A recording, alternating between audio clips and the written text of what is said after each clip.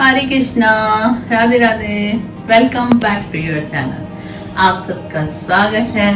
पाप मोचनी एकादशी की आपको बहुत बहुत शुभकामनाएं। आई होप सबने व्रत तो रखा ही होगा। आज हमारे ठाकुर जी और राधा रानी इतने दयालु हैं कि पाप मोचनी के एकादशी का हमें अवसर देके अपने पापों का शमन करने का मौका दे रहे हैं। तो ऑफ कोर्स आपने जरूर रखा होगा।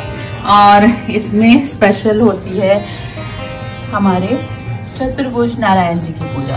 गणेश जी की पूजा तो साथ में होती ही होती है, वो तो लक्ष्मी गणेश जी की आप करते ही होगी, क्योंकि किसी भी शुभ कार्य को करने से पहले हम गणेश जी का पूजन अवश्य करते हैं। तो इस एकादशी के लिए भी हमने ये करा है। तो आपने आज अखंड दीप भी जलाया होगा, क्योंकि हर एकादशी को अखंड दीप जलाने का नियम है। आंवले के जल से स्नान करा होगा सखिए और श्री जी को और हमारे ठाकुर सरकार को, लड्डू गोपाल जी को पंचामृत से स्नान करवा के आखिर मैंने पंचामृत से नहीं करवाया, दूध से करवाया सुबह, क्योंकि पंचामृत मेरे पास अवेलेबल नहीं था। मैं रात को करवाऊंगी। जो 4 पहर की पूजा जैसे शंकर भगवान की होती है वैसे ही शालिग्राम जी की होती है।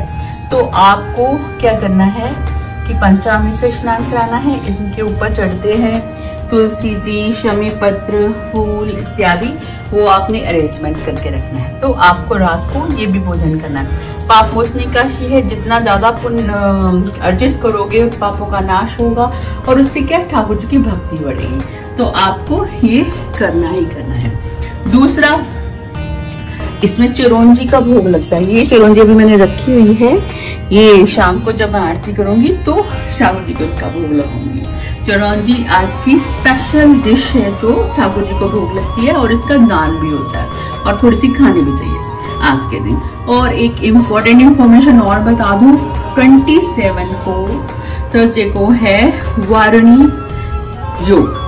वारणी चैत्र मास के कृष्ण पक्ष के वारणी योग में क्या होता है कि आपको एक स्पेशल डिस्काउंट ठाकुर जी की तरफ से मिल जाता है। इसमें भी 1000 सूर्य ग्रहण पे जो पुण्य होता है वो इस दिन ठाकुर जी के लिए नियमित आप जो भी दान जप तप पूजा पाठ करते हो वो आपको मिलता है। तो आपने क्या करना है, दान के लिए आप जूता, छाता, अन्न, वस्त्र इत्यादि जो भी आपका सामर्थ्य है आप उसके अकॉर्डिंग कर सकते हो। और अगर कुछ भी नहीं कर सकते तो नाम जाप तो कर ही सकते हो, उसका तो हमें 1000 गुना फल मिलने ही वाला है। तो आपने ये करना है। और सखियों का पूजन जरूर कीजिएगा। जो सखियां हैं ये हमारी बात ठाकुर जी तक और राधा रानी तक पहुंचा देती है। जरूरी नहीं कि श्री विग्रह होने चाहिए आपके पास, आप मानसिक रूप से भी ललिता विशाखा सखी का पूजन कर सकते हो। तो बात कर रहे थे हम वारणी योग की। लोग भूल गए हैं इसको, अब हम परंपरा को वापस लेके आएंगे और अपने जो हमारे नक्षत्रों की, योगों की और त्योहारों की पूजन होती है वो हम सनातन धर्म को बढ़ाते हुए से फिर से उनको शुरू करेंगे।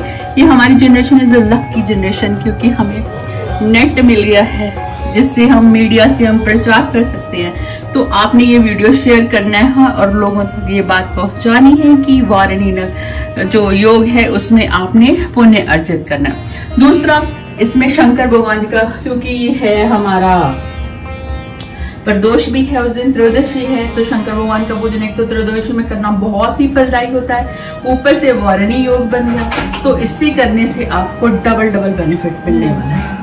आपको इसमें पंचमुखी दीपक जलाना है, जिससे क्या होगा कि चारों दिशाओं पंचवार ठाकुर जी के निमित्त हो जाएगा और आपको उससे भी बहुत फल मिलने वाला है। इससे करने से किसी के ऊपर अगर ऋण हो या कर्जा चढ़ा हो और पैसों की दिक्कत हो, वो इस योग में शंकर भगवान का पूजन करने से वो मिट जाएगा, आपका ऋण उतर जाएगा।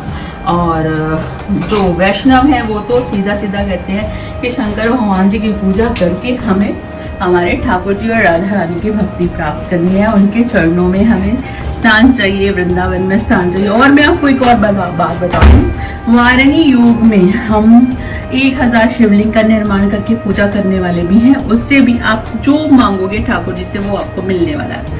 ये हमारे शिव महापुराण में लिखा हुआ, मैं अपने आप से नहीं बता रही हूँ। 1000 शिवलिंग बनाकर, पार्थिव शिवलिंग बनाकर अगर आप पूजन करते हो तो उससे जो पुण्य अर्जित होता है उससे आप ठाकुर जी से समझ लो एक ब्लैंक चेक है, कुछ भी मांग सकते हो। मोस्टली उससे क्या होता है कि आपको घर बन जाता है, घर भूमि मिलती है, तो आप वो भी कर सकते हो। वो भी मैं करने वाली हूँ, अगर आप मेरे साथ ज्वाइन करोगे तो हम इकट्ठे बनाएंगे, ठीक है। और रात को शालिग्राम जी का पूजन तो करना ही करना है।